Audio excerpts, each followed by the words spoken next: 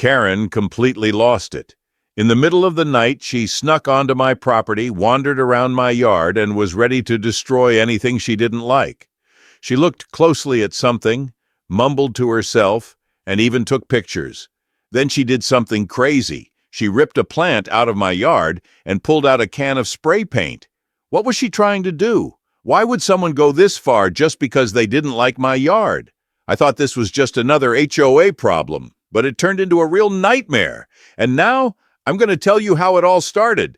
But before I begin, I'd like to ask you to hit the like button if you're enjoying this. It really helps us grow the channel and bring you more stories like this. Don't forget to subscribe so you don't miss the next videos. And it would be great if you left a comment telling us where you're watching from. We'd love to know where our viewers are. Now let's get into the story. It all started when I finally made my dream come true. I bought my own house in a quiet, peaceful neighborhood with wide streets and the perfect conditions for a calm life. I didn't want to live in a cramped city apartment. I wanted space, my own yard, and the simple pleasure of stepping outside in the morning, drinking coffee on my porch, and not worrying about a thing. This house seemed perfect. There were no strict HOA rules since my property wasn't under their jurisdiction. I had neighbors, but they all seemed friendly and mostly minded their own business. Exactly what I needed. I decorated my yard as I wished. I put up a swing since my ex-wife brings our kids over on weekends. I placed some garden gnomes because why not? They're funny and they give the yard some personality. Everything was going great.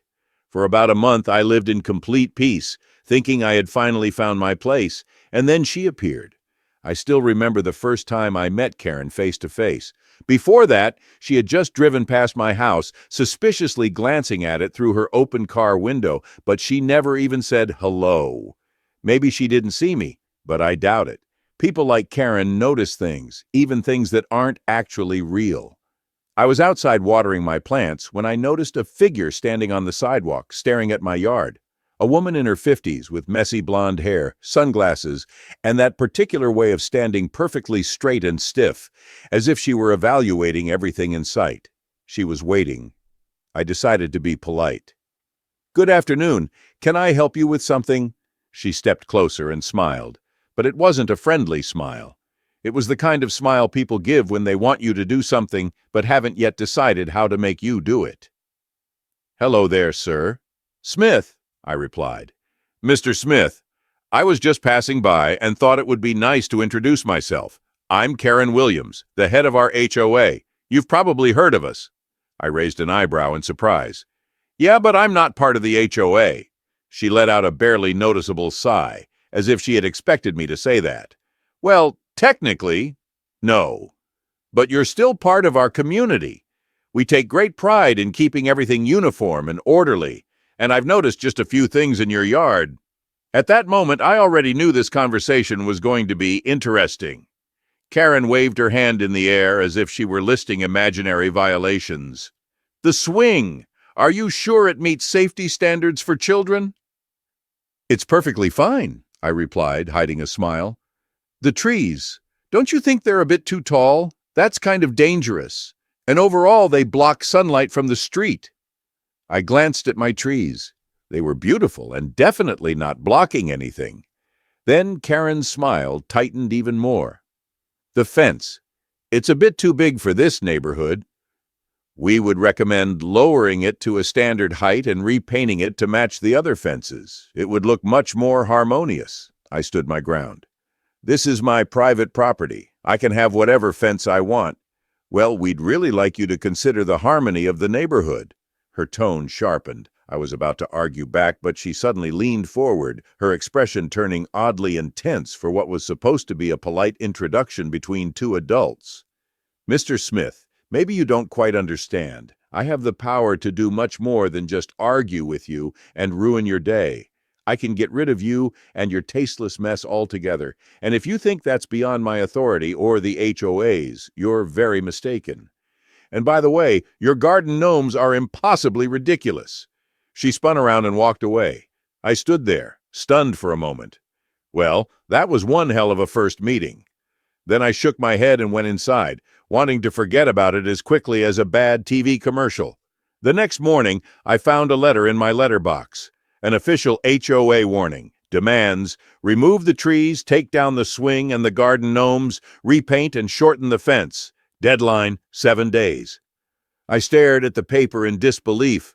I wasn't even part of the HOA. They had zero authority over me. I could do whatever I wanted on my own property. But the very next morning, as I was heading to work, Karen was already waiting by my letterbox. "Good morning, Mr. Smith. Did you get our letter?" "Yes, I did, Miss Williams." "Miss," she corrected firmly. "Not surprised," I muttered under my breath, barely holding back a smirk. With that attitude, this woman probably couldn't love anything except the HOA and its weird rules that let her control people. "Excuse me?" She narrowed her eyes, suspicious but unsure if she had heard me correctly. "Nothing, Miss Williams. I just wanted to say that your letter is pure nonsense. It's ridiculous." Her expression turned cold as ice. She spoke slowly, emphasizing each word. "You won't be laughing for long. If you refuse to follow our community standards, we will find a way to make you comply. The other residents are already concerned about the state of your property. It is completely unacceptable to ignore your neighbors' opinions. So if I were you, I wouldn't be so confident. You'll regret this." The next morning, I checked my letterbox again, fully expecting another masterpiece from the HOA, and I wasn't disappointed. A nice envelope, an official logo, a neatly signed letter. Everything looked so professional. I tore it open. "Dear resident, you have failed to comply with the recommendations essential for the harmony and safety of our neighborhood. If you do not correct these issues within 7 days, you will be fined $1,500 in accordance with HOA regulations for maintaining community standards. This fine serves as a warning. After another 7 days, the fine may exceed $15,000. I read it again just to make sure I wasn't losing my mind. A fine? For what? For a swing? For my garden gnomes? Saying I was annoyed would be an understatement. I was furious. But I decided to wait a bit more before taking action and consult my lawyer first. I had just stepped outside to water the trees when I noticed Karen. She stood across the street, clutching her ever-present notebook and phone. She held her phone horizontally, pretending to be just scrolling. But I noticed a small movement of her finger. She was taking pictures of my yard. I didn't react. I simply acted as if I hadn't noticed her.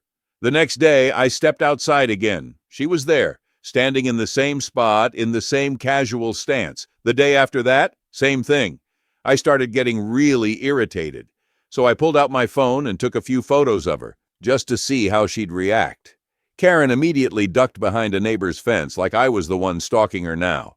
All right, now this is getting interesting, I thought. 2 days later, another envelope appeared in my letterbox.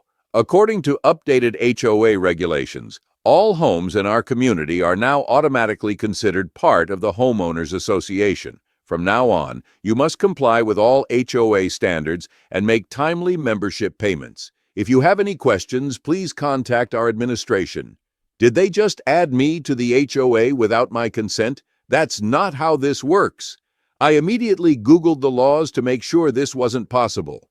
HOAs can't force someone to join against their will. Of course, this was complete nonsense. I decided it was time to call Adam, my lawyer, and a good friend, to get his advice on how to deal with this mess. Through the next few hours, all of Karen's letters were already lying on Adam's desk. He found them hilarious. "Jim, this is ridiculous." Adam laughed. "Since you're not a member of the HOA, they can't just force you to join. This is some next-level absurd, but don't worry, I'll handle it."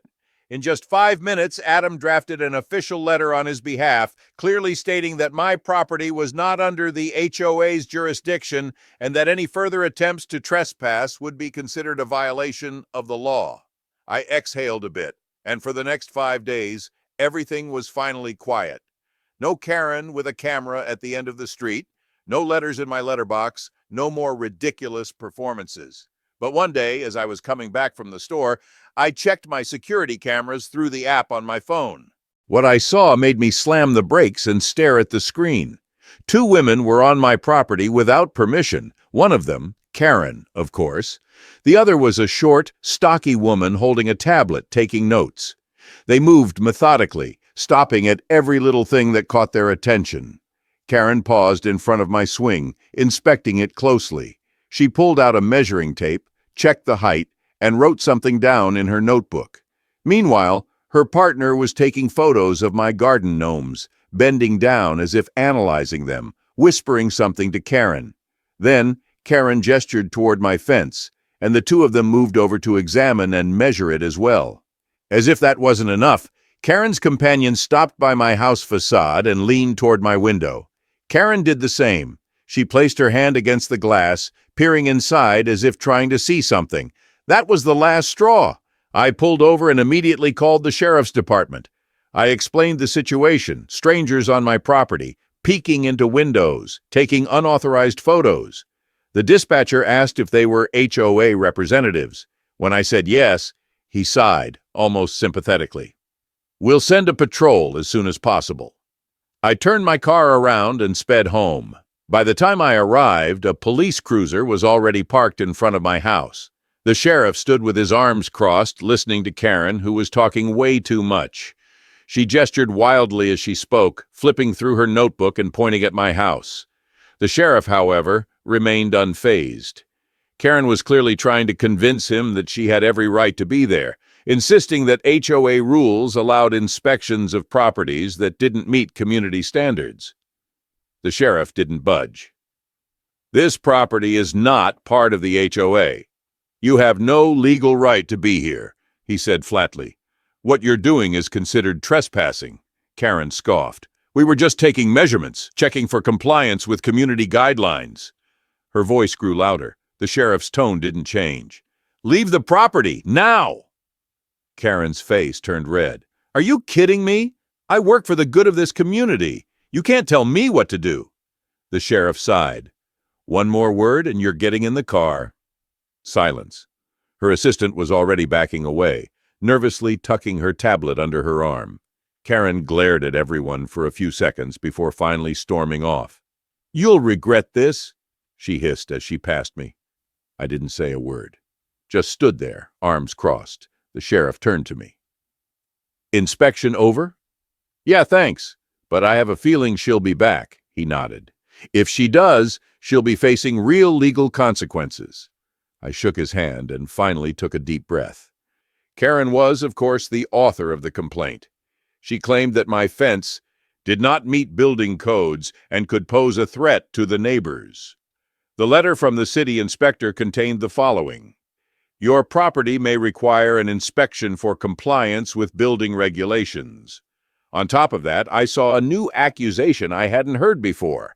Now, apparently, I was also turning on my outdoor lights too early, which ruined the evening scenery of the neighborhood and made my house stand out negatively among the rest.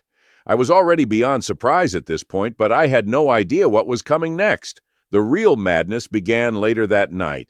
It was around 2 a.m. I woke up to the sound of my phone vibrating. It was a motion detection alert from my security cameras. "Motion detected near the fence. Camera activated."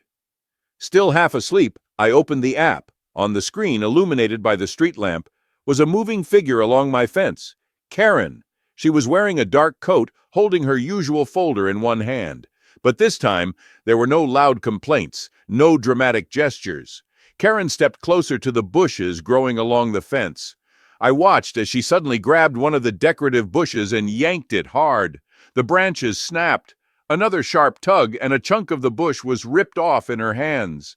Karen took a photo, documenting just how terrible my yard supposedly looked. I could see her lips moving. She was muttering something to herself. I took screenshots of her visit directly from the camera feed. And I wasn't going to wait until morning.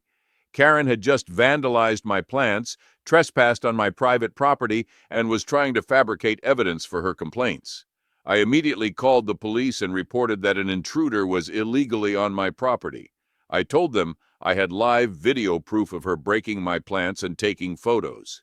They asked if I could identify the suspect. "Yes, it's Karen Williams, a representative of the HOA. She destroyed part of my decorative plants and was taking photos of my property. We're sending a patrol." I hung up and checked the camera feed again. Karen was already making her way out of my yard, walking into the darkness with her folder in one hand and something else in the other. I squinted and zoomed in on the screen. It was a can of spray paint, so she wasn't just there to take photos of the damaged bushes. She was planning to leave a mark, probably to accuse me of vandalism. I threw on a jacket and stepped outside before the police even arrived. Karen was just about to exit through the side gate when she froze, realizing I was standing there. "Are you serious?" I crossed my arms. "What were you doing back there, Karen?" She stopped dead in her tracks, clearly not expecting me to show up. "I was just passing by." I closed my eyes and exhaled. "Passing by? On my property? At 2 in the morning? With a can of spray paint?" She clenched her fingers around the can as if trying to hide it. I took a step closer. "Let's make this simple. You were planning to write something on my fence, weren't you? Something like neglected property? Or maybe hazard zone?" Karen lifted her chin but said nothing. Then I heard the sound of sirens. She whipped around, but it was too late. 2 police cars turned onto the street, and for the first time in days, I felt absolute satisfaction. Karen darted her eyes around, searching for an escape. "Oh, come on!" she snapped, throwing up her hands. "This is just a misunderstanding." 2 officers stepped out of the vehicles. "Ma'am, we need you to stay right where you are," one of them said calmly but firmly as he approached her. "This is my neighborhood. I was just making sure it stays well maintained." I pulled out my phone, mentioning that I had video proof of her maintenance efforts right here. The officer nodded and took my phone. Karen made another desperate attempt to backpedal. "Listen, I was just walking home. That's not a crime." The second officer took a step forward. "Ma'am, you were on private property without the owner's permission at an unusual hour and in possession of items that suggest intent to damage property." Karen waved her hand dismissively, taking another half step back. She yelled that it wasn't her fault my yard was such an eyesore, but the sheriff gave a simple command: "Turn around and put your hands behind your head." Karen shook with anger, but she knew there was no way out this time. I didn't even try to hide my satisfied smile. Karen was officially being charged with trespassing, and this time she wasn't getting away with it. If you enjoyed this story, don't forget to check if you're subscribed and hit that like button. It really helps us bring you more crazy stories like this. And stay tuned, because there's always another wild Karen out there causing trouble. One thing's for sure, we don't want to let any Karen get away with it ever again.